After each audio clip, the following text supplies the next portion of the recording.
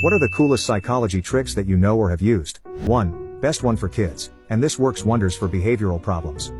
You never say don't do X. I had a terror child in daycare and people would yell at him for acting out. I would start each day by saying, "You're going to be a good boy today." And every time he acted out I would say, "Wait, you're my good boy, right?" He would say yes and stop doing it. When his mom came to get him I made a point of telling her how good he was. That child never acted out around me after a week. 2.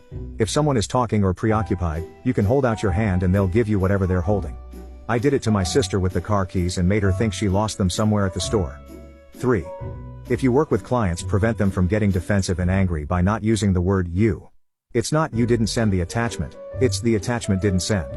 Don't blame them, blame the thing you're talking about.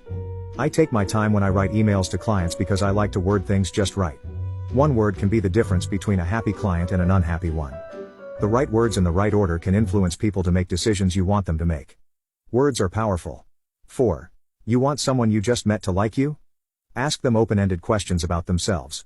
Don't wait for your turn to speak. Listen, and then ask a follow-up question based on what they said.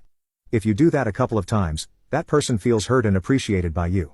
If they realize they're doing all the talking, they'll apologize and ask a question of you. If your answer is short and pivots back into something they said, you have now formed a connection in their mind as a good listener who is interested in what they have to say. People like that a lot. 5. My favorite is silently maintaining eye contact when a person is attempted to bargain or convince you of something that you don't want to do, or don't believe. They usually end up negotiating with themselves, which gives you a huge advantage because once that happens, it is pretty much game over. 6. I used the gray rock method on my narcissist brother-in-law.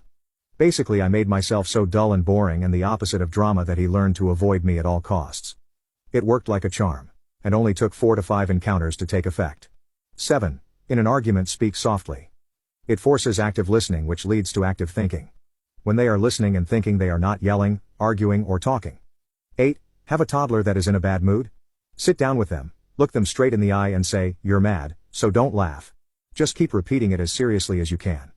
I've done it for 15 different cousins over a couple of decades, and by the 5th repetition of "don't laugh," they are busting a gut and rolling on the floor.